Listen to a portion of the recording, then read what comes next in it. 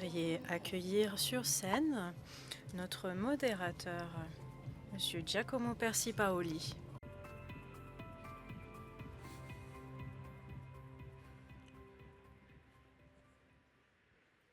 Excellencies, Excellences, chers délégués, collègues, mesdames et messieurs, bonjour à tous. Je vous souhaite une chaleureuse bienvenue à ce panel et cette session. Donc, nous discutons aujourd'hui d'un sujet qui n'est pas suffisamment discuté. Il s'agit de la résilience des câbles sous-marins, puisque l'infrastructure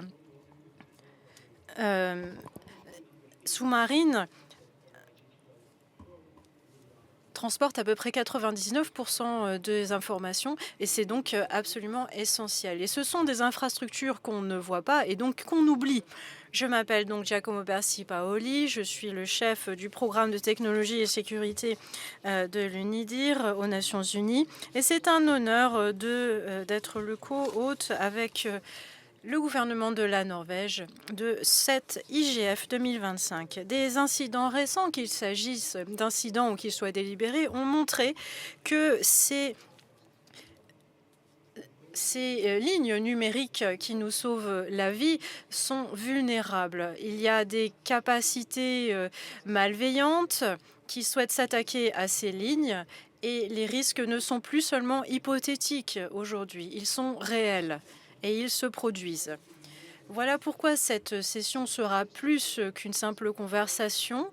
Elle vise à appeler les gouvernements, la communauté multipartite et à renforcer la coopération, à mettre en place la résilience, l'un des composants les plus importants de l'écosystème numérique.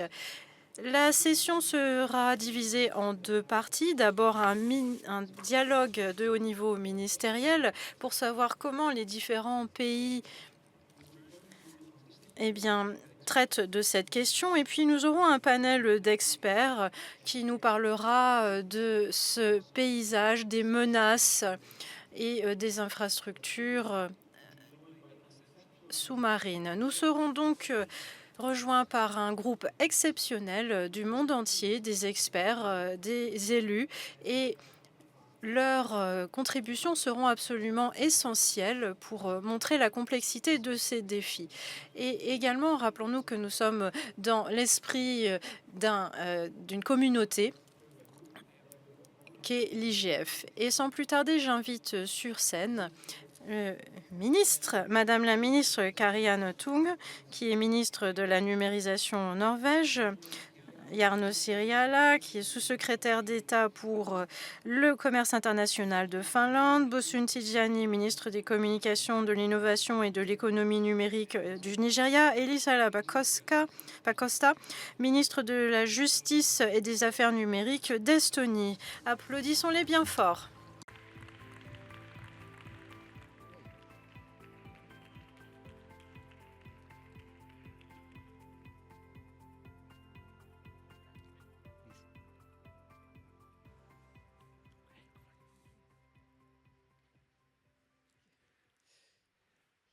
thank you once again for taking. Merci de prendre le temps de vous joindre à nous pour discuter de cette question absolument cruciale. Et je me tourne vers vous, Madame la ministre Tung, qui allez nous présenter ce sujet. Bonjour, monsieur le modérateur, et merci. C'est un plaisir d'être parmi vous pour cette session très importante sur la protection des câbles et télécommunications sous-marines. Les câbles sous-marins sont la base de notre infrastructure Internet et permettent aux entreprises de communiquer, de partager, d'innover. Et les incidents des années récentes ont infligé des dommages aux infrastructures sous-marines et nous ont rappelé qu'il était important d'améliorer la résilience de cette infrastructure critique. Nous avons vu des incidents se produire sur le pipeline Nord Stream, des câbles sous-marins dans la mer Baltique, dans la mer Rouge, et on le voit à mesure que la guerre fait rage sur le sol européen. Quasiment 99% des données intercontinentales se fait par les câbles de communication sous-marins et nous sommes désormais bien conscients que nous devons mieux protéger cette infrastructure critique. La Norvège a intensifié ses efforts pour améliorer la sécurité des câbles sous-marins.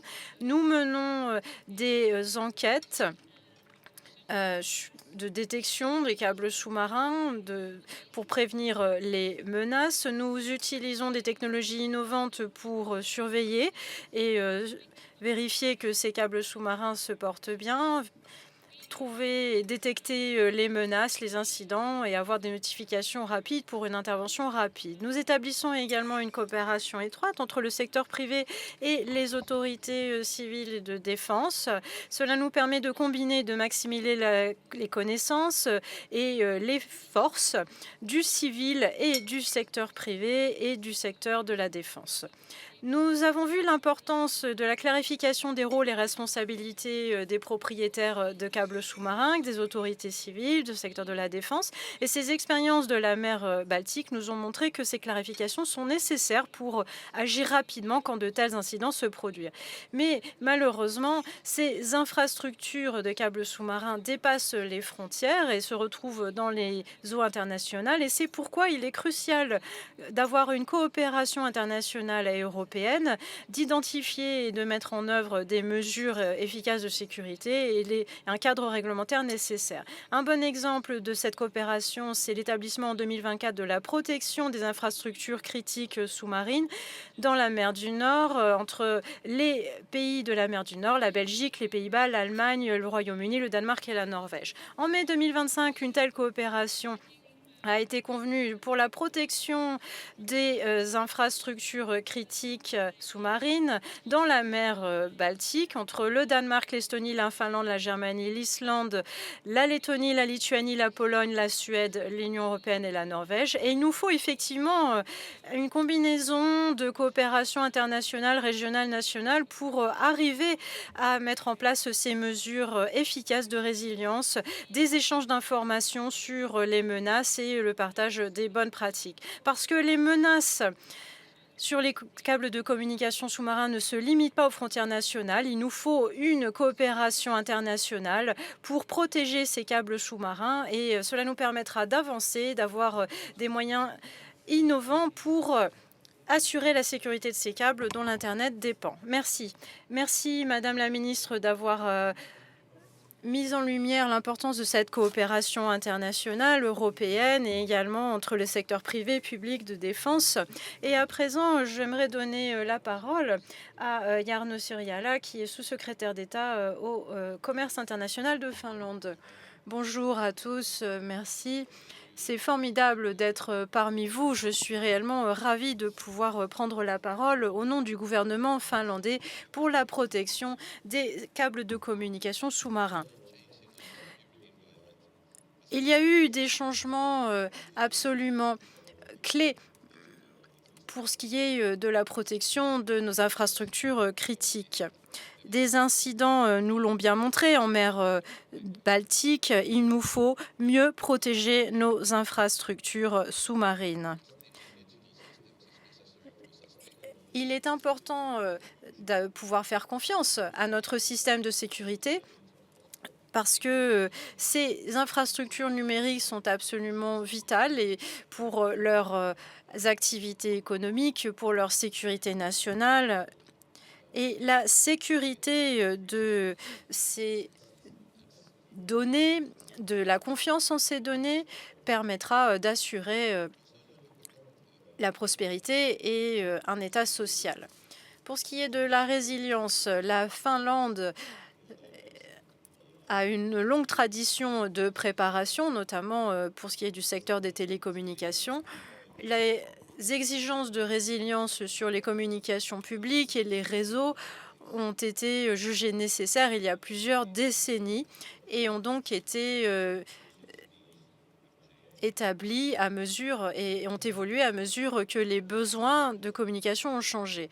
Une législation globale et complète sur les infrastructures, notamment sur les câbles sous-marins, ont été introduites dans la législation finlandaise. Nous avons une directive IHS qui se concentre sur la cybersécurité, également au niveau européen. Et nous avons traduit cette directive dans notre loi nationale en avril 2025. Pour ce qui est de la résilience des télécommunications, elle dépend d'un partenariat public-privé solide. Ces coopérations entre les autorités publiques et les entreprises ont été établies il y a bien longtemps en Finlande. J'aimerais également souligner l'importance de la coopération internationale à ce sujet, notamment sur la résilience et la sécurité des câbles sous-marins. La coopération doit être renforcée. Nous avons notamment des nouvelles capacités qui ont été construites qui permettront à l'avenir de minimiser les disruptions. D'autres se sont engagés dans des coopérations internationales pour la résilience des câbles sous-marins, notamment la communauté des parties prenantes. L'Union européenne et la Finlande ont amélioré leur sécurité, leur résilience contre les incidents, qu'ils soient intentionnels ou fortuits. Il s'agit de protéger des infrastructures sous-marines, notamment les câbles sous-marins. Et voilà pourquoi le protocole d'accord a été signé avec l'OTAN en mai 2025 pour protéger les pays de la mer Baltique. L'ITU, l'Union des télécommunications internationales, donc l'UTI, a également fait une déclaration sur la résilience des câbles sous-marins en février 2025. Et je suis ravie que mon pays s'engage dans un des groupes de travail. Et il me disait, Monsieur le ministre Tajani en parlera. Ces sujets sont très importants. En outre, l'action européenne sur ces objectifs, nous attaquons également à la question de la sécurité, la prévention et la résilience des câbles sous-marins avec la préparation, la résilience et le découragement. La Finlande s'engage sur ces questions, sur la question de la sécurité.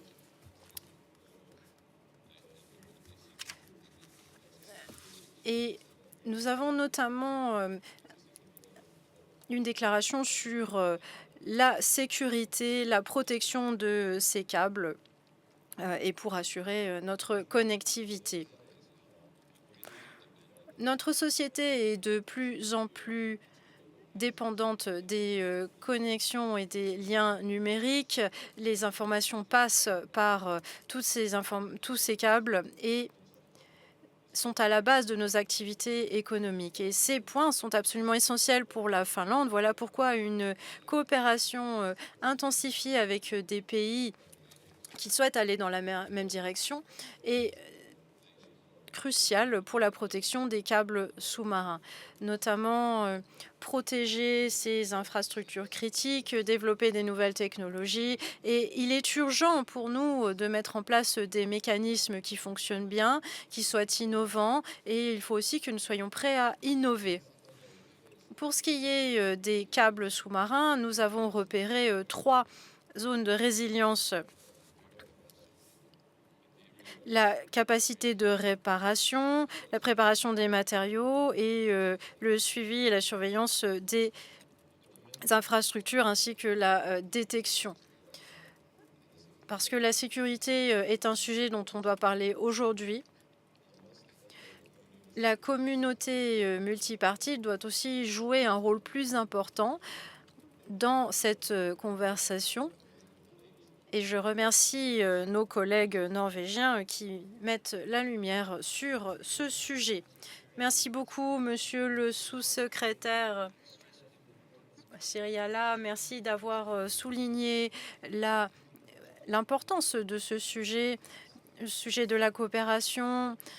Vous avez parlé de la confiance, de la résilience de ces infrastructures d'information. Et à présent, je vais donner la parole à Monsieur Bosun Tijani, ministre des Communications, de l'Innovation et de l'Économie numérique du Nigeria. Bonjour à tous, c'est un véritable privilège d'être parmi vous sur cette scène et de contribuer à cette conversation essentielle. Bien sûr, nous savons tous que l'économie numérique est vraiment l'épine dorsale de l'ensemble de nos activités économiques. Mais les câbles sous-marins ne sont pas seulement des biens, ils sont vraiment l'infrastructure la plus essentielle que nous ayons pour assurer le fonctionnement du numérique. Et je crois qu'on n'y prête pas suffisamment attention. On ne les protège pas suffisamment. Et même si on commence à s'y intéresser, je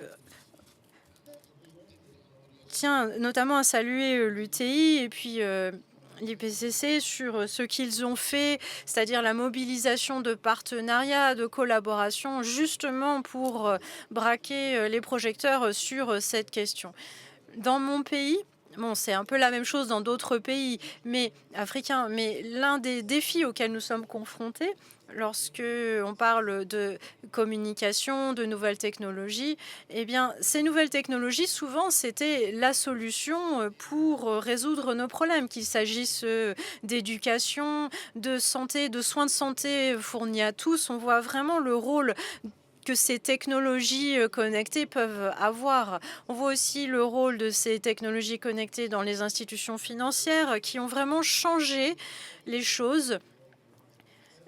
Vous aviez notamment un M-Pesa, par exemple. Vous voyez le nombre de personnes en Afrique qui sont capables de contribuer à l'économie, de pouvoir faire des échanges financiers grâce à ces technologies connectées. Et les choses changent. Et ces choses-là n'auraient pas du tout été possibles sans Internet. 99% du trafic d'Internet se fait par les câbles sous-marins. Et quand on voit ce chiffre, on voit bien qu'il ne s'agit pas seulement d'un bien technique. Il faut vraiment les protéger et il faut notamment aussi s'inquiéter de la résilience de ces câbles. Dans notre pays, nous sommes ravis de faire partie de ce groupe consultatif de l'UTI. Et ce n'est pas seulement un endroit où on se retrouve et où on parle. On cherche vraiment à trouver des solutions. Comment est-ce qu'on peut réparer rapidement ces câbles? Parce qu'il y a parfois des endommagements et des dommages qui sont infligés à ces câbles par des causes naturelles. Il faut aussi s'assurer que ces câbles résistent sur le long terme et que lorsqu'il y a des dommages, qu'ils soient réparés très rapidement, au bout d'un jour ou 2 jours. Et voilà pourquoi nous sommes ravis de participer à cette conversation. Deuxièmement, ces câbles doivent être protégés et ce que nous trouvons utile, c'est de pouvoir mobiliser différents protocoles, des cadres pour améliorer la résilience générale. Dans certains pays, vous n'avez qu'un seul câble et vous pouvez notamment faire en sorte que d'autres pays soient raccordés à ce câble. Et c'est comme ça qu'on peut améliorer la résilience au sein de certains pays. Dans de nombreux pays, ces câbles ne sont pas séparés du reste. Je crois que quasiment tous nos câbles viennent du Portugal, c'est-à-dire ils passent ensuite, ces câbles qui viennent du Portugal, jusqu'au reste de l'Afrique quasiment.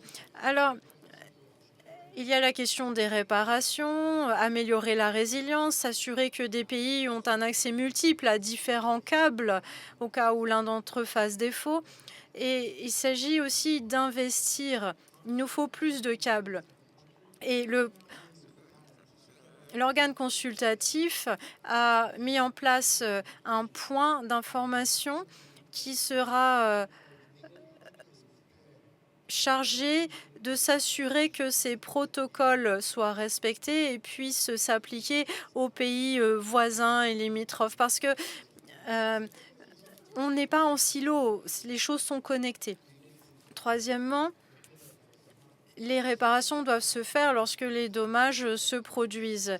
Et on a un nombre limité de vaisseaux qui peuvent être déployés et qui peuvent réparer ces vaisseaux. Donc il y a des investissements à réaliser. C'est quelque chose qui doit se faire de façon calculée, sur le long terme aussi. Donc il faut vraiment bien peser les choses. Et il nous faut aussi des talents qui puissent participer à ces opérations, qu'il s'agisse d'entretien, de réparation des câbles sous-marins. Et ça aussi, ça doit être une priorité. On doit aussi poser des questions assez difficiles, notamment sur le réseau des fibres optiques, parce que c'est ainsi qu'on peut maximiser l'effet positif de ces câbles sous-marins.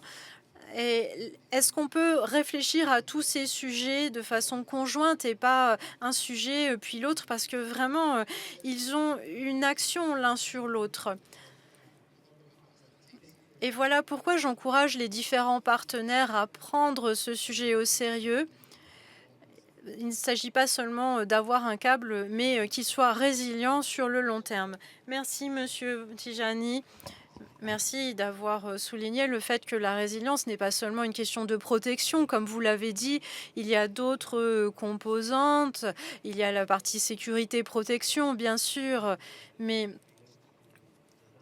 il y a également la question de l'atténuation, d'avoir peut-être un câble supplémentaire qui puisse servir de plan B, et également le travail qui se fait, les travaux au sein de l'UTI sont vraiment très importants dans la région. Et notre meilleur espoir, c'est que ces organes multilatéraux puissent vraiment être des acteurs du changement. Un grand merci, Monsieur le ministre. Et pour finir, nous allons donner la parole à Elisa Lapacosta, ministre de la Justice et des Affaires numériques de l'Estonie. Merci infiniment. Merci de m'avoir invité à ce panel. C'est un grand honneur pour l'Estonie de participer à ce forum. Et j'ai ici une possibilité de synthétiser les choses. Pourquoi est-ce qu'on parle de ce sujet aujourd'hui? Parce que la situation a évolué dans notre région, la région où nous sommes ici physiquement. Et rappelons-nous qu'en 1884, la Convention de Paris sur les câbles télégraphiques sous-marins a été signée. Et on en avait déjà besoin à l'époque, parce que lorsque les pays ont établi des liens sous-marins, des connexions sous-marins, immédiatement, il y a eu des personnes malveillantes qui cherchaient à couper ces communications. Et c'est exactement la situation où l'on se trouve aujourd'hui, avec une situation géopolitique qui est ce qu'elle est. Et cette zone géographique où nous sommes présents, nous voyons des flottes fantômes russes qui ont coupé nos connexions. Et on l'a déjà dit plusieurs fois ici, il est important que ces connexions fonctionnent pour nos citoyens, notre économie, pour nos hôpitaux, pour nos transports, pour la santé, pour tout. L'Estonie est un pays entièrement digitalisé. Tous nos services gouvernementaux sont numériques. Une attaque sur les câbles de communication sous-marins, ce n'est pas seulement une menace hybride sur notre pays, c'est une véritable menace pour l'ensemble de nos services qui ne fonctionnent alors plus pour nos citoyens. Nous avons vu une augmentation dramatique d'incidents, entre guillemets, lors de la guerre en Ukraine, la guerre totale. Et on a bien vu, cela arrive, que certains incidents sont fortuits. Mais il y a aussi des câbles qui sont coupés de façon délibérée. Et la seule façon de répondre à cette menace, je serai brève, les gentils, c'est-à-dire les pays qui veulent aller dans la même direction, eh bien, s'unissent pour contrer les méchants qui souhaitent couper l'accès à nos hôpitaux, à nos transports, à nos systèmes de chauffage et autres. Voilà la question dont nous discutons aujourd'hui. Que peut-on faire ensemble pour battre les méchants qui souhaitent nous nuire? Voilà. Merci, Madame la ministre Pakosta, de nous avoir donné votre point de vue de la perspective estonienne. C'est effectivement un sujet qui a beaucoup évolué. Il nous reste quelques minutes avant de clore ce premier panel et je vais vous donner à chacun et chacune la possibilité d'ajouter quelque chose si vous vouliez reprendre ce qu'avait dit un de vos collègues ou préciser ou clarifier. C'est le moment. Madame la ministre. Merci, monsieur le modérateur. Je crois que ce panel nous a montré que nous sommes absolument dépendants de ces câbles sous-marins. Nos sociétés sont numériques, sont dépendantes de numérique pour le transport, la santé, l'éducation. Et il nous faut donc travailler de façon multilatérale et multipartite, parce qu'un grand nombre de ces câbles n'appartiennent pas au gouvernement. Il est donc important que tous les acteurs soient assis à la même table pour que nous assurions la connexion pour les sociétés et pour nous tous et nous toutes. Oui, ce que je souhaitais ajouter, c'est que la résilience s'applique bien sûr aux câbles sous-marins et on a un petit peu oublié ces câbles, que ces risques étaient faibles.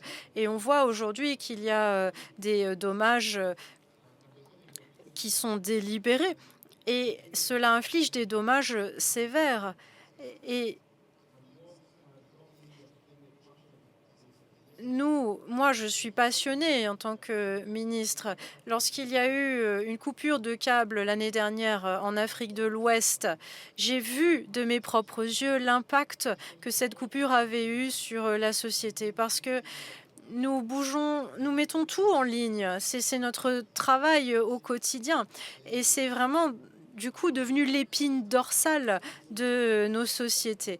Et c'est vrai que de nombreux câbles sont détenus par ces entreprises privées. Et dans ces cas-là, nous n'avons pas, nous les gouvernements, de réponses à donner à nos citoyens, puisque les réponses sont auprès des entreprises. Mais lorsqu'il se produit une catastrophe naturelle, les citoyens se tournent vers le gouvernement, pas vers les entreprises privées. Et c'est important, effectivement, que certains câbles soient privatisés, mais il faut vraiment prendre en compte toutes ces expertises, voir ce que font les pays où les choses fonctionnent bien. Et vous seriez surpris de voir tous ces pays qui ne savent absolument pas quoi faire lorsque une telle menace les frappe. Donc, les ministres ont parlé de ce qui s'était passé en mer Baltique. Il faut donc plus communiquer, faire plus part de notre expertise, de nos réponses. Et je pense que la réponse, elle est collective. Madame la ministre, merci beaucoup d'avoir souligné cela parce que c'est absolument essentiel. Cela fait des années que l'Internet connecte le monde et pas seulement des régions. Et puis les mers, auparavant, ont connecté les régions et le monde depuis des temps immémoriaux. Et aujourd'hui, on voit qu'il y a des possibilités technologiques qui n'existaient pas auparavant et nous ne pouvons pas les protéger seuls. Je crois que la Norvège a bien fait de mettre ce sujet à l'ordre du jour. C'est vraiment le bon moment parce que c'est une question, certes, qui peut être locale, mais en général, on a besoin d'un jeu de règles universelles pour protéger nos citoyens et sur tous les continents. C'est de cela dont on a besoin. Merci. Monsieur le ministre, oui, je suis entièrement d'accord avec ce qui a été dit sur la coopération internationale. C'est vrai qu'il y a différentes constellations. Bien sûr, il faut faire part de notre expertise. Et ces câbles de communication ne sont qu'une partie, en réalité, du problème. En Finlande, c'est vraiment l'ensemble du secteur de communication qui était visé par notre législation de prévention, de protection et de préparation. Donc il faut aussi regarder ce qui se passe dans d'autres domaines. Qui sont les acteurs clés dans la société, que ce soit en temps de paix ou en temps de guerre. Il faut vraiment avoir une compréhension globale de la situation dans votre pays. Merci beaucoup. Nous en arrivons à la fin de ce premier panel. Je tiens à vous remercier sincèrement d'être venu, de nous avoir fait part de vos expériences, de votre expertise. Et j'invite vraiment le public à vous applaudir bien fort. Madame la ministre Tung, Monsieur le ministre Irjala, Monsieur le ministre Tijani et Madame la ministre Pacosta. Merci beaucoup.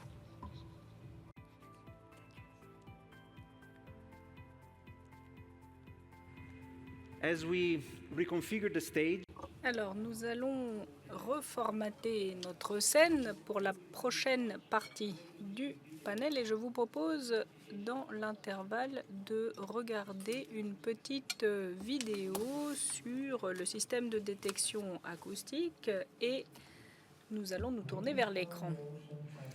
Nous pouvons rendre l'océan transparent et surveiller les baleines en utilisant ce système de distribution acoustique. Nous avons un réseau de câbles de fibre optique qui couvre le monde entier.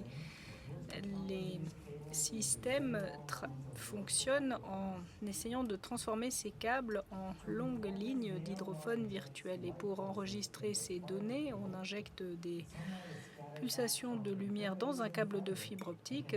Une certaine partie de cette lumière va être renvoyée par les impuretés dans le câble par la fibre et peut être reçue comme un élément de ce système. Les sources acoustiques, comme les baleines, peuvent justement être mesurées une fois que la fibre est comprimée. Cela signifie que nous pouvons écouter l'océan à différents points. Nous pouvons créer donc des dizaines de milliers d'hydrophones virtuels et cette donnée, elle est disponible immédiatement en bout de câble. Et ce système de détection acoustique peut révolutionner la façon dont nous comprenons et dont nous écoutons les océans. Nous pouvons aller plus loin. Nous pouvons également comprendre les mécanismes tels que les tremblements de terre, les avalanches, les inondations. Et pour l'océan, nous avons déjà 1 million de kilomètres de câbles de fibre optique. Si nous pouvions utiliser cela comme un système de surveillance globale, ce serait une bonne opportunité. Je suis ravi de vous présenter maintenant la prochaine partie du panel. Nous allons avoir différentes parties prenantes, gouvernements, société civile, etc., qui vont nous présenter le nouveau paysage des menaces et l'importance de la protection des câbles sous-marins. Alors, les 4 ministres nous l'ont dit dans le panel précédent, la coopération c'est vraiment une composante clé de la résilience. Alors, la discussion de panel pour l'heure qui suit va se concentrer sur 4 piliers.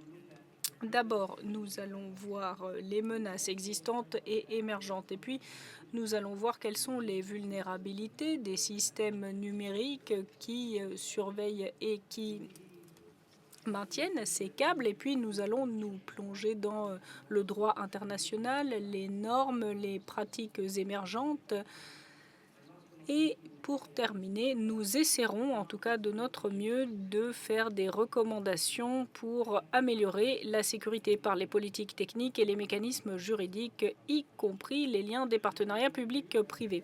J'ai maintenant le plaisir d'inviter ici sur scène et en ligne Camino Cavana auprès de l'UNIDIR, Steinar Björnstad, qui est gestionnaire de compétences stratégiques auprès de Tampnet, Evis Taube, membre du conseil d'administration au Centre de la radio-télévision publique en Lettonie, Sandra Maximignano, présidente du comité des directeurs de Danacom, et Kent Bressy, conseiller juridique du Comité international de protection des câbles. Je vous propose d'accueillir tous nos orateurs.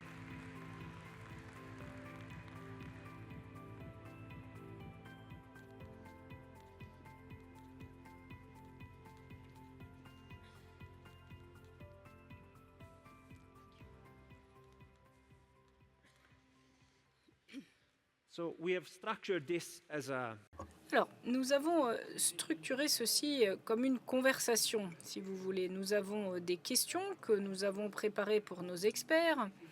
Et si nous en avons le temps, vers la fin de la session, et si vous souhaitez intervenir, eh bien, faites-le moi savoir. Mais je ne peux pas vous promettre quoi que ce soit, parce que nous devons terminer à 13 heures pile, hein.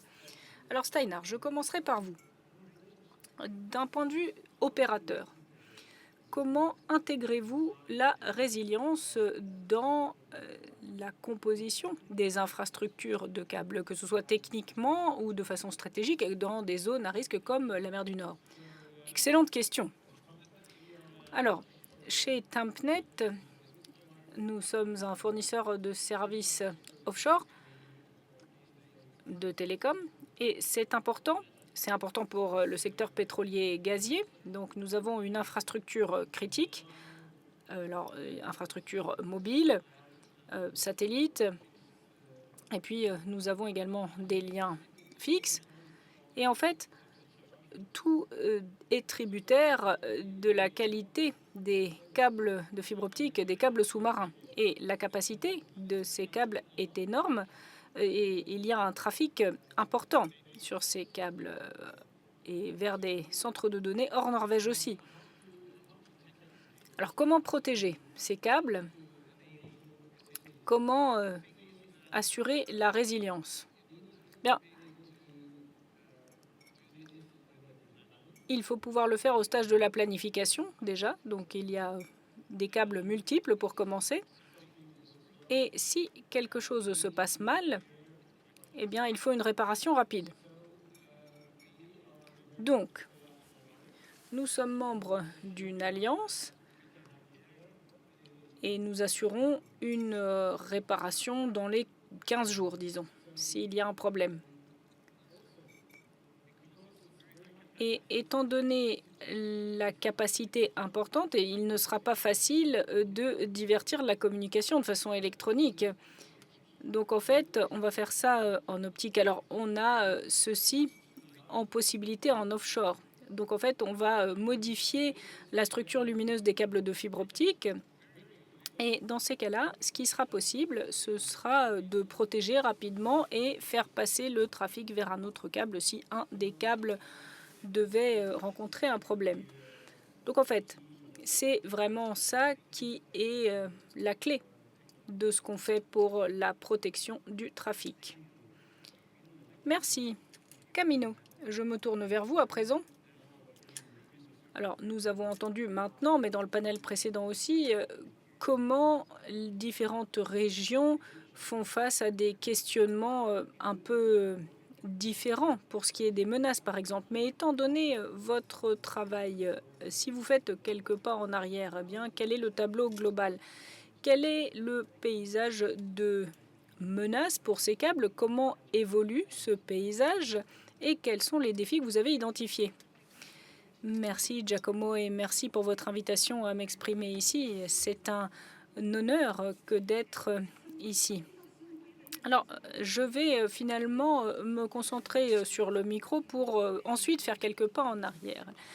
La Convention de 1884 a été mentionnée par la ministre estonienne et moi j'ai fait beaucoup de recherches sur les dégâts causés aux câbles sous-marins et aux éléments sous-marins. Donc en 1881, un certain nombre de pays avaient déjà des problèmes sur la sécurité des câbles dans la mer du Nord. En 1882, un gouvernement a apporté sur la table des statistiques en vue des négociations de la conférence de Paris et a souligné que 60% des dommages, eh bien, c'était des événements naturels et puis 25 par des accidents en mer ou la force majeure et 5%, eh bien, c'était la négligence et des activités ennemies. Ça, c'était en pré-Première Guerre mondiale et on le sait, à ce moment-là, le sabotage, l'espionnage, etc. étaient en augmentation et ça faisait partie de la planification des conflits. Alors si on saute 143 ans en avant, eh bien ces statistiques n'auront pas beaucoup changé, je pense. Même si peut-être les statistiques entre les causes naturelles et puis les dommages non intentionnels auraient peut-être fluctué un tout petit peu. Le nombre d'accidents intentionnels, eh bien, les statistiques sont difficiles parce qu'évidemment, il est difficile d'évaluer les responsabilités dans ce type d'incident. Mais on sait que pour les États, c'est une vraie préoccupation, particulièrement dans le contexte européen. On connaît Nord Stream. Et ce n'est pas simplement un problème pour les États de cette région, mais également dans la Baltique, la mer d'Irlande, l'Atlantique Nord plus généralement. Mais il y a des différences significatives entre régions, et comme le ministre Tajani l'a expliqué, différentes régions font l'expérience de problèmes très différents. Et un appel à la coordination, donc, surtout d'un point de vue réglementaire et d'un point de vue opérationnel, eh bien, c'est difficile parce que vous avez des séries de problèmes qui diffèrent beaucoup d'une région à l'autre. Alors, arriver à un alignement quelconque, eh bien, ce sera clé. Mais ce qui est clé également, c'est un engagement avec l'industrie. Mais je ne vais pas me pencher là-dessus parce qu'il y a d'autres membres du panel qui vont s'exprimer là-dessus, si j'ai bien compris. Merci beaucoup, Camino, pour cette première approche du problème. Et c'est intéressant parce que les statistiques, d'habitude, c'est basé sur les données dont on dispose, n'est-ce pas? Et c'est difficile dans le domaine spécifique des câbles sous-marins d'avoir des séries de données sur les activités de destruction volontaire. Le problème, c'est qu'on a des données simplement sur les essais qui réussissent, mais il y a peut-être énormément d'essais qui n'aboutissent pas. Et avoir plus de visibilité sur toutes ces tentatives, ce serait positif pour notre travail de protection. Mais Evis, je vais vous donner la parole. Votre organisation, bon, puisqu'on parle d'incidents qui ont eu des impacts directs, peut-être que vous pourriez nous en dire plus. Expliquez-nous ce qui s'est passé et ce qui a été fait pour répondre à ces problèmes dans la fourniture de services. Oui, certains disent que les câbles coupés, eh bien, c'est finalement la meilleure façon de se protéger contre les cybermenaces. Bon, le problème, c'est que l'impact négatif, c'est qu'on n'a plus de communication. Hein. Non, mais blague mise à part, bien sûr, je suis ravie d'être là et de vous expliquer ce qui s'est passé. Les incidents sur les câbles sous-marins, surtout ces quelques dernières années, ces 2 dernières années particulièrement, eh bien, les incidents en mer du Nord et en mer Baltique ont augmenté. Normalement, avant les transformations géopolitiques, eh bien, il y avait des incidents de temps en temps. Ça ne faisait pas l'objet de grandes nouvelles, mais maintenant, les grands incidents ont augmenté par leur nombre. Et notre entreprise a été préparée à cela. Donc nous avions des plans, des procédures en place, nous avions des exercices, les algorithmes qu'il fallait, nous avons les pièces pour les remplacer. Mais c'est vrai qu'une fois que cela se produit, eh bien, on voit ce qu'il en est. Les utilisateurs finaux de nos services remarquent directement, par exemple lorsque la communication est coupée.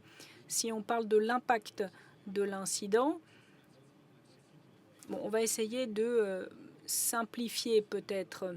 En fait, il y a 2 parties au réseau. Il y a l'Internet public et étant donné la construction de l'Internet, eh bien, Internet s'auto-répare, si vous voulez. Donc, s'il y a des déséquilibres, eh bien, le grand public ne le ressentira pas. Et puis, ensuite, on a les communications de centre de données à centre de données, de A à B. Et là, normalement, il y a 2e, 3e, 4e chemin, hein, comme le collègue l'a expliqué. Donc il y a des remplacements possibles. Bon, pour la première partie, normalement, personne n'a ressenti l'impact parce qu'en fait, la capacité des connexions est énorme. Et perdre un câble ou une connexion par câble, eh bien, le grand public ne s'en apercevra même pas. Alors évidemment, il y a eu des spéculations, hein. On a des exemples mineurs, peut-être. Quelqu'un était sur des échanges boursiers et peut-être que quelqu'un a perdu quelques milliers de dollars parce que, évidemment, la période de latence est importante. Même chose, quelqu'un a peut-être perdu une partie de jeu vidéo parce que là, le temps de latence aussi peut être très important. Mais ça, c'est une chose. Ensuite, lorsqu'on a perdu la connexion, le temps de latence a été augmenté 5 à 10 fois parce que la vitesse de la lumière est constante et on ne peut pas lutter contre les phénomènes de physique, hein. Mais sinon, tout a continué à fonctionner. Alors, comment est-ce qu'on a résolu les choses? Alors, évidemment, on a dit qu'il fallait résoudre cela au plus rapidement possible, mais ça dépend de la coopération. Est-ce qu'on a les bonnes pièces détachées? Est-ce qu'on a le bon câble, les bonnes connexions? Est-ce qu'on a un vaisseau? Est-ce qu'on a les bonnes conditions météorologiques? Il ne faut pas de vagues pour ces navires de plus de 2 mètres. Donc on a essayé 3 fois. La 3e fois a été la bonne. Malgré le mois de février, qui est un mois court, eh bien, on a réussi à régler le problème en 1 mois, en 28 jours. Et ça, c'est vrai qu'avec les tempêtes hivernales, c'est un plutôt bon résultat. Donc, en gros, leçon positive à tirer. On ne peut pas comparer la pratique et l'exercice théorique. On a beaucoup appris grâce à cet exercice pratique, disons. Merci beaucoup. Merci pour ces exemples très concrets du type d'incidents qui peuvent se produire. 28 jours, c'est un résultat remarquable, mais ça montre aussi qu'on ne peut pas régler le problème du jour au lendemain. Donc, il faut vraiment une bonne planification, de bonnes ressources. Sinon, les 28 jours peuvent devenir d'autant plus longs. Alors, Sandra, je me tourne vers vous à présent.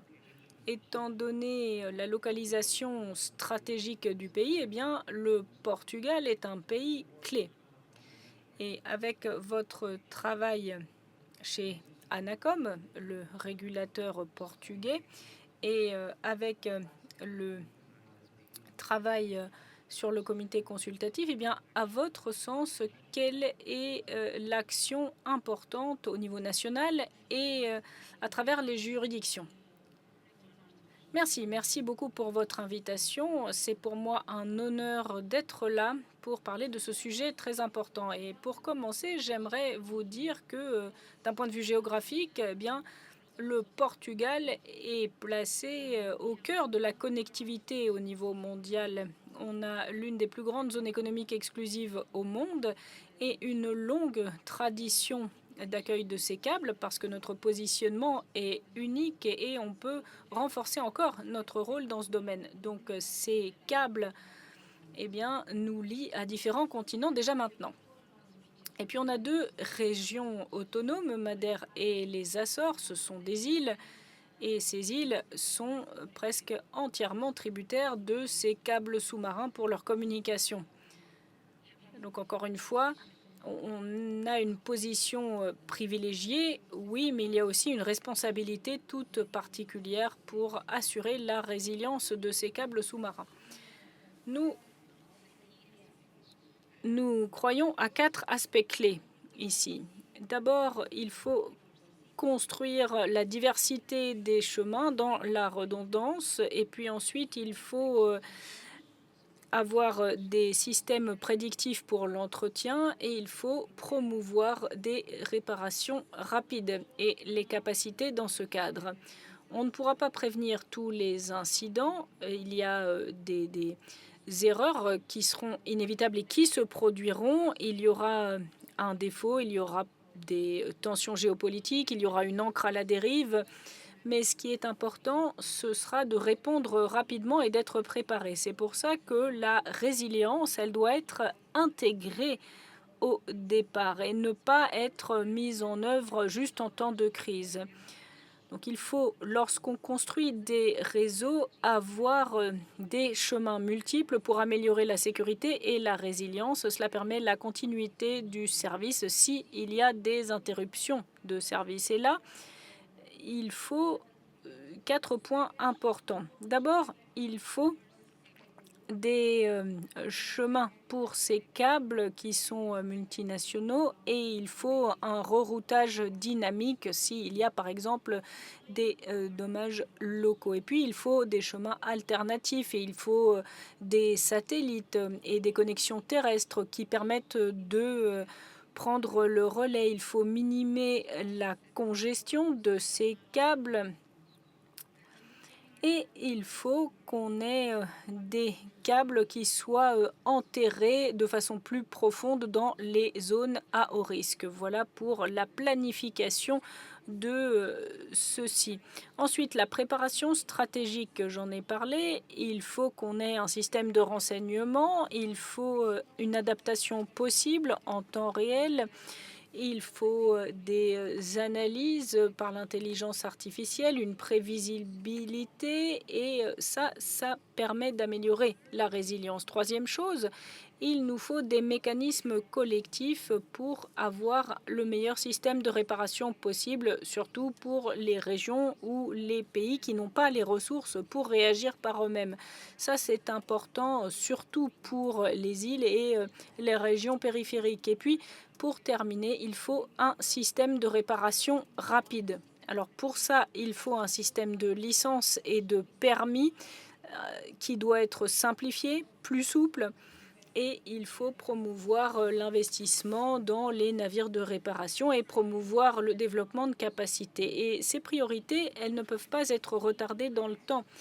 C'est important d'avoir cela. Il faut des délais stricts pour les réparations et il faut des niveaux de priorité aussi.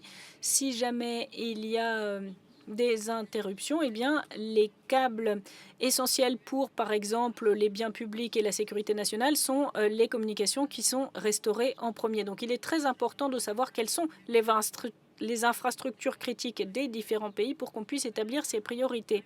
Et on en est aussi à une époque où les évolutions technologiques, l'intelligence artificielle, créent de nouveaux paysages.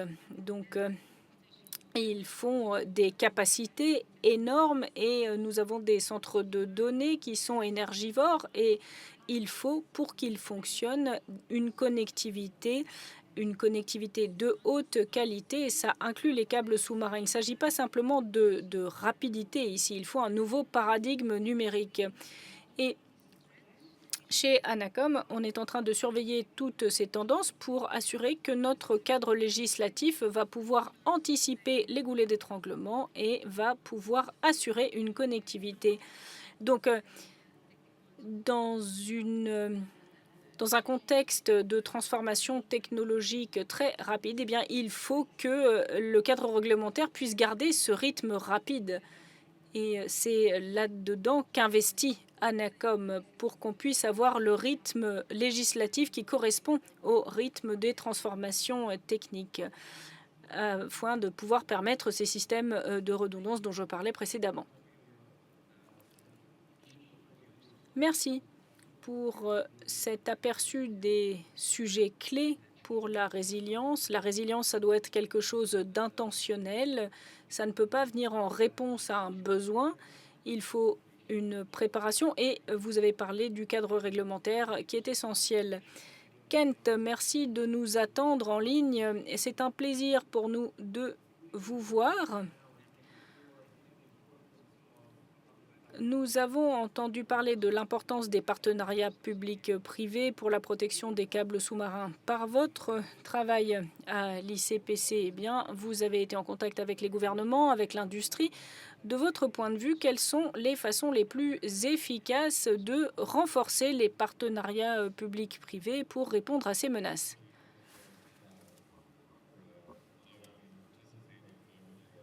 Merci beaucoup de me permettre de participer à distance. Je suis en vacances en Grèce pour le moment.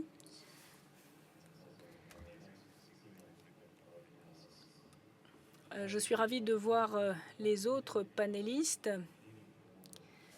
Nous avons besoin d'une meilleure prise de conscience entre les différents opérateurs de câbles sous-marins au niveau national, régional et multilatéral.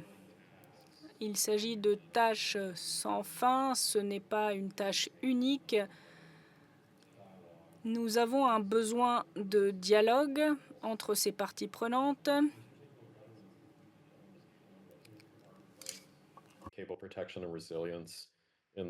Malheureusement, la connexion Internet de monsieur rend l'interprétation particulièrement difficile et la cabine française choisit donc d'arrêter. Particularly with political and military responses to intentional damage. In some cases, industry and governments have shared tasks. We also need better understanding of risks and threats to cables. Il y a également une question de risque et nous ne savons pas si ces risques sont bien reconnus et compris. Nous devons comprendre le lien entre les sources intentionnelles de dommages et non intentionnelles. Pour ce qui est de la protection des câbles, eh bien, nous devons sélectionner l'endroit où ces câbles arrivent à terre et nous devons voir quelle est la diversité géographique. Sandra en a parlé.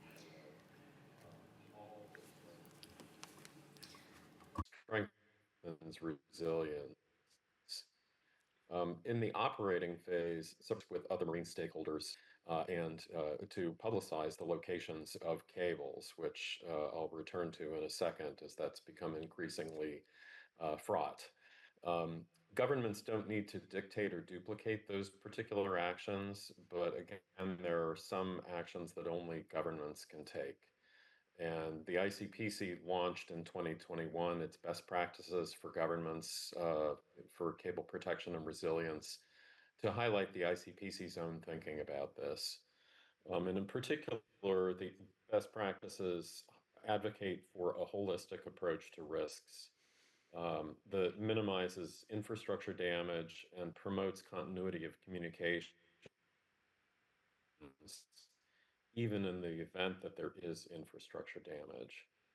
So the best practices are not a lengthy document. They were meant to be very user-friendly, about 12 pages long, and have some very specific best practices highlighted, including the use of default separation distances between cables and other marine activities, as other uncoordinated marine industries, whether it's wind farms, oil and gas development, deep seabed mining, vessel anchorages or fishing can damage cables.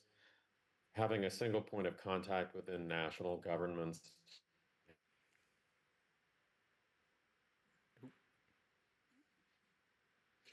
adoption of cable protection laws and measures and implementation of them, minimization of cabotage and crewing restrictions, customs duties, taxes, and fees, as this is very much a maritime. Classification of submarine cables as critical infrastructure in order to secure government resources for protection. This is the subject of a forthcoming study that Camino is publishing. The sharing of risk and threat information between governments and industries we have seen with recent cable damage incidents in the Baltic and the Arctic. There's still a lot of work to be done there, but so far I think that a lot of government engagement with the industry and responses so far have been very productive. The use of technology such as fiber sensing is also very promising. And then ratification and implementation of the Law of the Sea Convention and the 1884 Convention, both of which establish rights and responsibilities for states, including some key tools that relate to cable security. So a lot of these best practices were later incorporated into the New York Statement. Many of them were echoed by Sandra, our previous panelist speaker.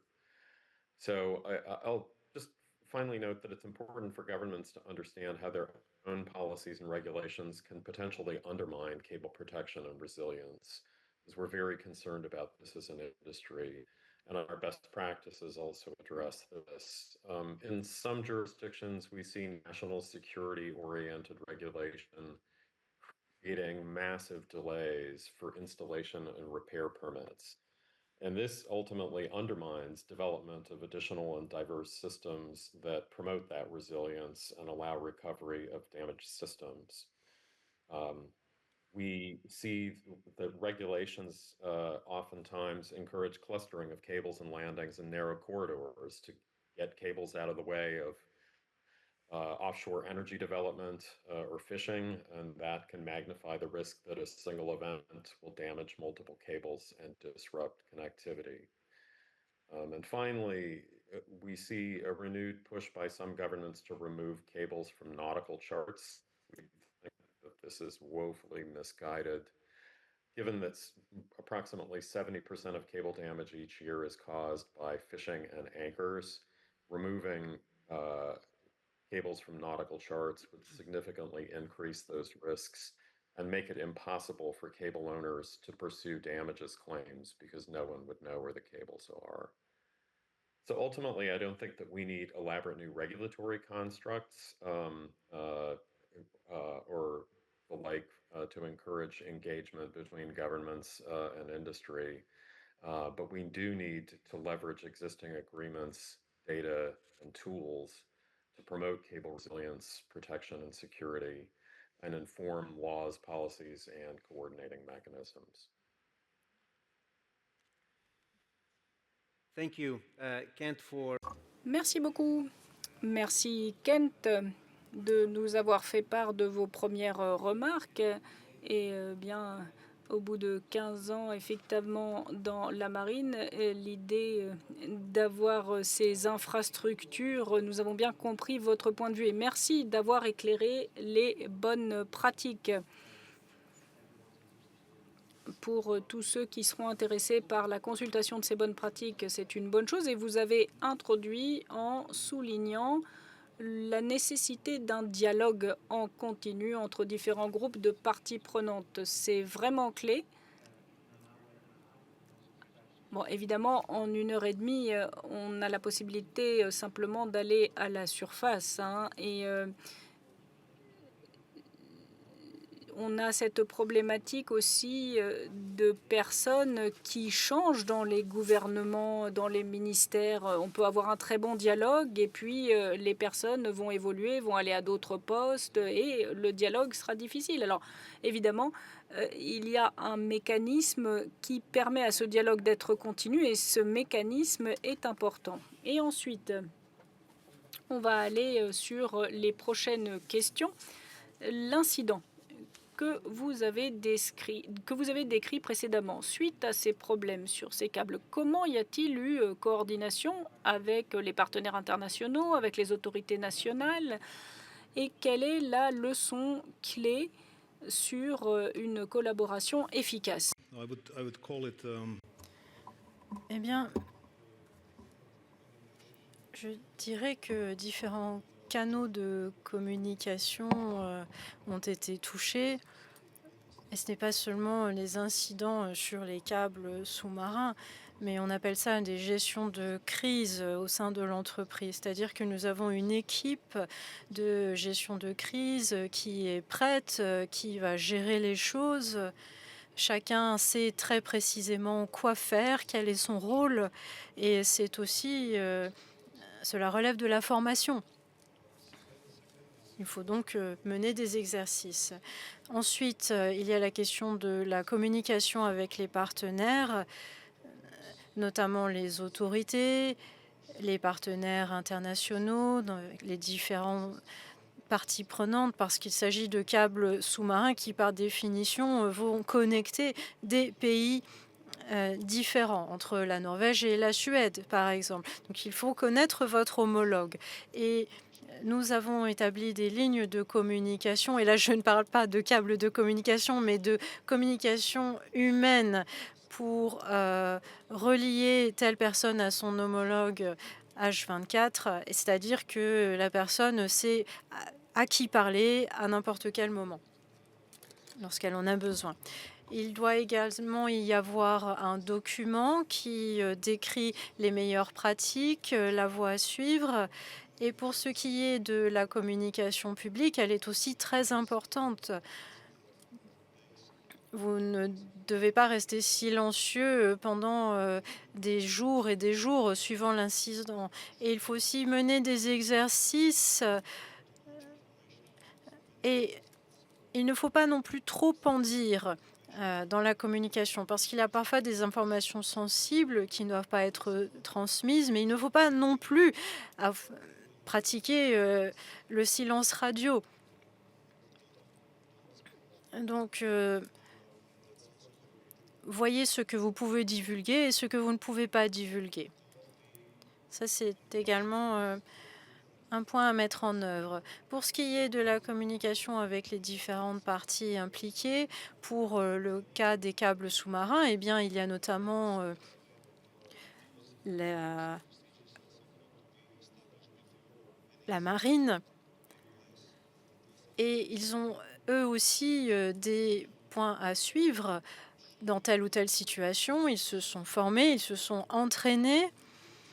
Il y a des documents, des entraînements. Tout cela, ça fait partie de la préparation. Et quand les choses se produisent dans la réalité, vous pouvez déployer les personnes qui doivent être déployées rapidement. Mais il est très important d'avoir ces plans, parce qu'au pire, on ne les utilise pas, mais tant mieux. Mais il faut les avoir en cas de crise. Merci beaucoup. Ces questions de planification et de préparation, on y reviendra. Mais j'aimerais revenir vers vous, Steina, pour ce qui est de la réponse très rapide pour minimiser les disruptions. D'un point de vue technologique, quels sont les outils émergents, les innovations qui vous semblent les plus prometteurs pour répondre, pour atténuer les menaces envers les câbles sous-marins? La réponse, il me semble, c'est de combiner différentes possibilités, de suivre, d'avoir ces différents outils, de rester à la page. Et j'aimerais vous livrer une anecdote ici. Ça a commencé avec les chalutiers, il me semble. Ils ne savaient pas qu'ils causaient des coupures de câbles. On se rendait simplement compte que la lumière était coupée. Et puis, nous avons eu les informations AIS, des informations GPS qui arrivent auprès des navires, que les navires renvoient et qui documentent leurs activités, notamment pour les chalutiers, les questions de trawling, lorsqu'ils raclent les fonds marins. Et on s'est rendu compte, on savait ce qui se passait à la surface, mais pas du côté plus profond, sous-marin. Et puis, il y a des vaisseaux qui coupent tout simplement leur AIS. On n'a donc pas toutes les informations. Et puis, nous nous sommes tournés vers la détection par les fibres. C'est-à-dire que les fibres fonctionnent un peu comme un microphone ou comme toute une série de microphones, ce qui nous permet d'écouter ce qui se passe dans les fonds marins. Et grâce à cela, nous voyons, nous écoutons si un chalutier s'approche ou s'il est à 2 kilomètres. On voit donc toute l'activité sous-marine grâce à ces fibres. Et ça nous permet d'agir très rapidement. Et les chalutiers, disons qu'ils passent au-dessus des câbles peut-être 10 fois par jour. Et ce qu'on doit savoir, c'est si le câble est touché, parce qu'en général, ça ne pose pas problème qu'un chalutier passe au-dessus d'un câble, parce que les câbles sont protégés. Mais on ne peut pas contrôler tout l'environnement. Il y a des courants marins qui peuvent exposer le câble. Donc le câble n'est plus enfoui, mais il est à vif quasiment. Et on a des petits contacts avec le chalutier ou avec d'autres objets qui rendent le câble vulnérable. Et lorsqu'on combine toutes ces informations, on sait où le câble est éventuellement vulnérable, s'il y a un objet qui s'approche de ce point vulnérable, et on recueille également des statistiques sur ce qui se passe au-dessus du câble, c'est-à-dire quel type de vaisseau, de navire passe au-dessus du câble. Et aujourd'hui, notre réseau est couvert par cette technique de détecteur par la fibre. Diriez-vous donc que on connaît mieux la situation grâce à ces nouvelles technologies? Oui. Je vous remercie. Camino, j'aimerais me tourner vers vous à nouveau. À la suite de ce qui a été dit par des analystes et par votre propre recherche, est-ce que vous pourriez nous parler d'autres approches techniques, d'autres politiques que vous avez vues des États ou d'autres parties prenantes mettre en œuvre ou explorer sur ces questions? Quand nous avons mené nos recherches, nous avons divisé les approches du gouvernement en 3 catégories. Est-ce qu'il s'agit de politique, de régulation de ce type d'activité? Comment est-ce que cela contribue aux capacités de résilience du système? Et nous avons regardé donc les capacités absorbatives qui signifie que tous les protocoles, régulations, meilleures pratiques, plans de préparation existent, sont mis en place. Et si jamais il se passe quelque chose, on peut les appliquer. Et c'est clair qu'un jour, quelque chose va se passer. Deuxième catégorie, c'était la capacité de réponse de ces systèmes. Est-ce que les gouvernements peuvent exploiter ces documents? Et c'est ce qu'avait dit Steiner sur la réparation, notamment de ces câbles. Le panel précédent a parlé des questions de main-d'œuvre. Et aujourd'hui, on essaye effectivement d'attirer ces jeunes talents dans l'industrie, mais c'est difficile et les gouvernements doivent faire de même. Et il faut aussi garder à l'esprit que il y a des petits pays qui ont des capacités limitées et des ressources limitées. Les capacités d'investissement, parfois, c'est un luxe dans certains domaines et ça peut aussi poser d'autres complications juridictionnelles. Il y a de ce côté-là certains points qui peuvent être des défis. Et sur les investissements, il y a aussi des possibilités de regarder du côté des marchés quels sont les meilleurs endroits pour investir. Ça, c'est donc inclus dans la recherche.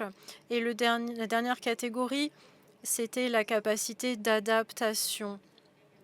Je crois que les collègues en ont déjà parlé, notamment de tirer des leçons d'un incident précédent.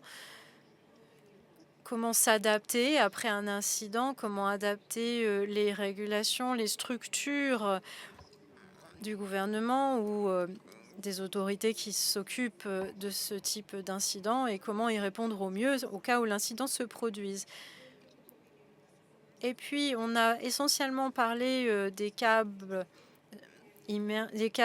enfouis sous-marins, mais il y a également des questions de réparation, de chaîne d'approvisionnement. Et je crois vraiment que tous ces points doivent être pris en compte lorsqu'on élabore des plans de préparation, de gestion de crise. Et la question, c'est vraiment d'arriver à prendre en compte tous ces éléments, et notamment en coordination avec l'industrie et les experts, les universitaires, etc. Merci, Camino. J'ai une question aussi qui portait sur votre rôle au sein du conseil consultatif. Est-ce que cela permet notamment d'améliorer la coopération Donc Sandra Maximiano, est-ce que vous pourriez en reparler? Oui, alors pour ce qui est de la résistance de ces câbles sous-marins, notre objectif, c'est vraiment de la renforcer et dans ce cas-là, la collaboration est essentielle pour améliorer l'innovation, la connectivité, pour une meilleure résilience des câbles sous-marins et tous ces éléments ont diverses facettes qui exigent de la collaboration entre diverses organisations. Les gouvernements, les industries, les universités et les organisations internationales doivent collaborer. L'ANACOM, au cours de l'année qui s'est écoulée, a établi des partenariats avec notamment les gouvernements pour qu'on crée des cadres. Les universités permettent de faire avancer la recherche, les innovations. L'industrie détient ces infrastructures critiques et tous ces parties prenantes doivent travailler ensemble pour s'assurer que et nous devons nous assurer que ces différents acteurs parlent la même langue. Et c'est ça qui est difficile. Parce que ces différents acteurs ont des intérêts différents. Et là, je m'exprime quasiment en économiste, mais ils ont chacun leurs capitaux, leurs intérêts, leurs investissements. Et il faut aligner tout cela pour avancer vers un but commun. Et c'est ce qu'on essaye de faire, nous, d'être une organisation où on peut travailler ensemble, collaborer et aligner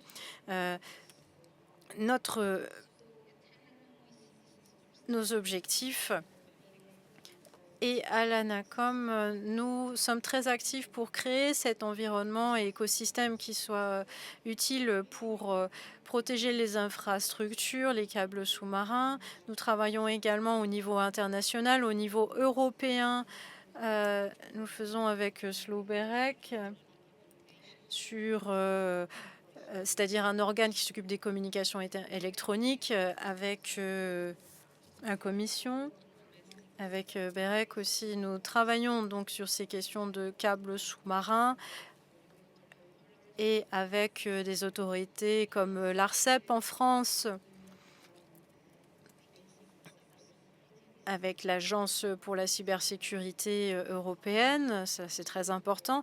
Et je suis très fière d'être la co-présidente du comité consultatif du CPIC, donc le comité international pour la protection des câbles dont on parlait. Ce projet, donc cet organe a été lancé par l'UTI, l'Union des télécommunications internationales, et ce partenariat entre l'UTI et le CIPC, ou ICPC en anglais, permet d'avoir plus de capacités pour promouvoir le dialogue international sur la résilience des câbles sous-marins. Et je pense que c'est effectivement un sujet qui requiert de la collaboration. Nous avons également 40 personnalités du secteur privé et public du monde entier qui font partie de ce groupe consultatif. Et cela permet d'assurer une vaste gamme de connaissances variées et qui inclut des personnalités à la fois des grands États et des grandes économies et jusqu'à des États comme les petits États insulaires. Et tout cela se fait pour le bien de la communauté internationale. Nous nous assurons que ces discussions se basent sur les capacités techniques et également sur les connaissances. Nous devons notamment nous concentrer sur les petits États insulaires où il y a moins de capacités, mais ils sont particulièrement touchés. Et les réponses sont là. Elles doivent être accessibles à tous pour que la capacité de réponse soit les mêmes qu'il s'agisse d'un grand État ou d'un petit État insulaire. Cet organe est vraiment essentiel pour la progression de ces discussions. Nous avons eu des discussions au Nigeria. Nous avons un sommet des câbles sous-marins, également des déclarations qui sont vraiment des jalons pour la résilience des câbles sous-marins et qui permettent une coopération internationale accrue. Pour 2025-2026, nous avons donc cet organe qui a démarré 3 groupes thématiques qui devra apporter des solutions concrètes en prenant en compte les perspectives des diverses parties prenantes. L'un des groupes va se concentrer sur la conception pour assurer la continuité des services grâce à la redondance. Un autre groupe se concentrera sur la réparation, le déploiement de l'entretien des réparations.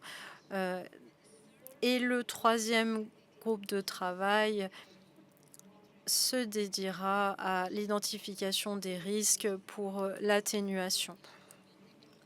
Nous appliquons également des nouvelles technologies, des systèmes de surveillance et comme je le disais, ces groupes sont composés d'experts de diverses régions, de diverses parties prenantes et vu les produits déjà réalisés, je pense que ce groupe consultatif atteindra ses objectifs, c'est-à-dire que les câbles sous-marins soient sécurisés et résilients. Il s'agit de nous préparer pour l'avenir.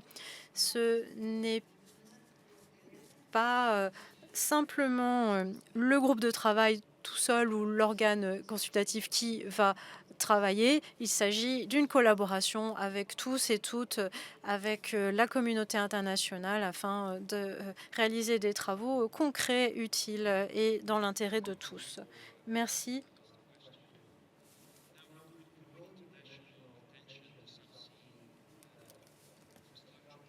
Pour ce qui est de l'infrastructure sous-marine et de la protection, comment est-ce que de nouvelles initiatives peuvent montrer les nouveaux efforts, notamment du CIPC et d'autres? Merci, Giacomo. Sandra l'a dit tout à l'heure. Nous avons une excellente collaboration entre l'UTI et le CIPC, dont elle est la présidente. Et je crois que nous avons là un modèle où nous pouvons utiliser les connaissances, l'expertise de l'industrie, sans pour autant qu'il y ait des doublons. Sandra a été très généreuse en décrivant le groupe consultatif comme elle l'a fait. Je crois que tout le monde ne comprend pas bien ce que fait le CIPC. Et il a été fondé en 1958. Il s'agit d'une organisation qui promeut la résilience des câbles sous-marins. Il s'agit d'une ONG qui travaille avec la communauté scientifique sur un certain nombre de tâches. D'abord, en identifiant les risques qui pèsent sur les câbles sous-marins. Également, nous regardons des calendriers de réparation, combien de temps cela prend.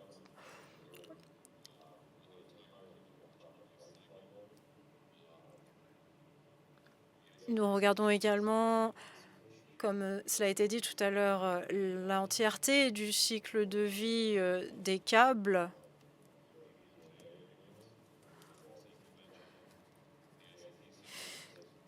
Et il y a eu des accords tels que le BBNJ, les conventions sur la loi sous-marine, qui en partenariat avec les États-Unis et le programme des Nations Unies a mis en place un centre de surveillance du climat qui permet de suivre justement la biodiversité marine, les câbles sous-marins et notamment la ratification par les gouvernements de cet accord du BBNJ peut faire avancer les choses.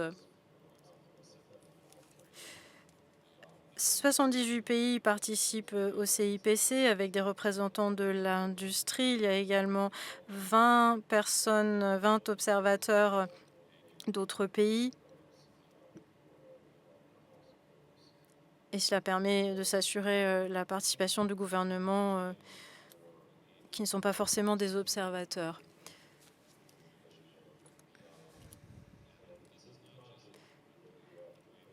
Il y a une nécessité d'engagement continu et de communication dans ce domaine, pas seulement entre les gouvernements participant au CIPC et aux autres parties prenantes marines.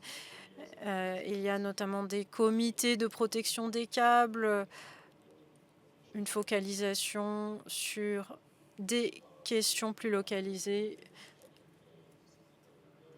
dans différentes zones du monde. Alors, la cabine française s'excuse, mais nous allons arrêter d'interpréter. Le son n'est pas malheureusement suffisant. In Africa and the Oceanic Submarine Cable Association. We do not have regional cable protection committees in that area. The ICPC and these other organizations are all keen to work with governments on a range of initiatives and don't view the recommendations and principles as that they advance in a proprietary fashion. As I noted before, the fact that the New York statement included recommendations that the ICPC had previously articulated was very flattering, but we would like to see greater adoption by more and more bodies of that. So other ICPC recent engagements, obviously the International Advisory Body is a key focus for us. I serve as a co-executive secretary, and we're grateful for the leadership of our co-chairs who are with us today. We held a critical law of the sea workshop for our members and regional academics in Singapore last year with the support of the Australian and Singapore governments, looking at key issues with the BBNJ agreement,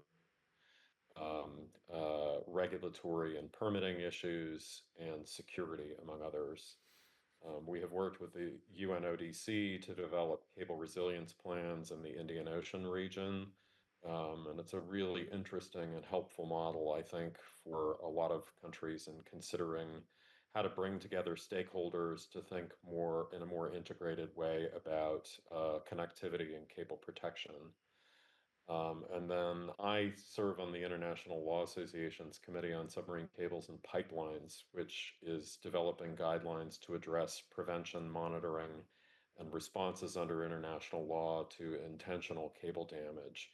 As I noted before, we're unlikely to get a new treaty addressing some of these issues, but the ICPC's view is that countries have existing tools under international law that they can and should use, and we certainly point to the government of Finland as having made good use of those tools. So finally, there's a need for better communication and coordination on issues in multilateral processes. So these aren't just sort of looking at best practices initiatives, but also looking at collaborating on some critical issues and other fora globally. These include work in the International Seabed Authority to ensure cable protection and resilience in relation to deep sea mining, which is increasingly an issue given the push for critical minerals and development of green technologies. The impact of the new BBNJ agreement on cable routing and permitting, and cable damage by dark fleet ships, which we remain concerned is something that the international community, including the IMO, has not yet been able to address effectively. So in general, I think we have the data analysis recommendations and potential legal tools that we need, and which shouldn't necessarily be duplicated, but we need much better and more comprehensive global implementation. Thank you. Thank you, Kent. We have just a couple of minutes. Bien, il nous reste quelques minutes avant de clore ce panel.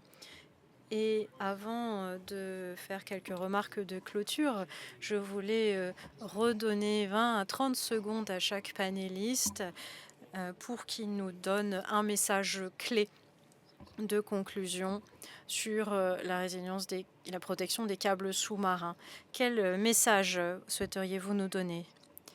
Exercice de préparation, des entraînements, c'est ça.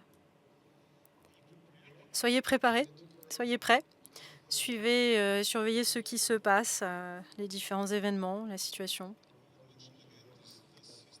Je réitérerai la question des systèmes, c'est-à-dire que chaque câble est un actif qui permet d'écouter. C'est un détecteur. Et à partir du moment où vous avez de l'acoustique distribuée ou autre, vous pouvez les utiliser en tant que capteur. La mer Baltique est une mer très compacte. On l'appelle quasiment le lac Baltique pour certains. Et là, ça vous permet vraiment de comprendre ce qui se passe. Vous avez des flottes fantômes, de véritables flottes. Et vous avez notamment ces flottes fantômes qui, lorsqu'elles coupent leur AIS, deviennent complètement invisibles. Et ces câbles peuvent servir de microphone. La collaboration est clé.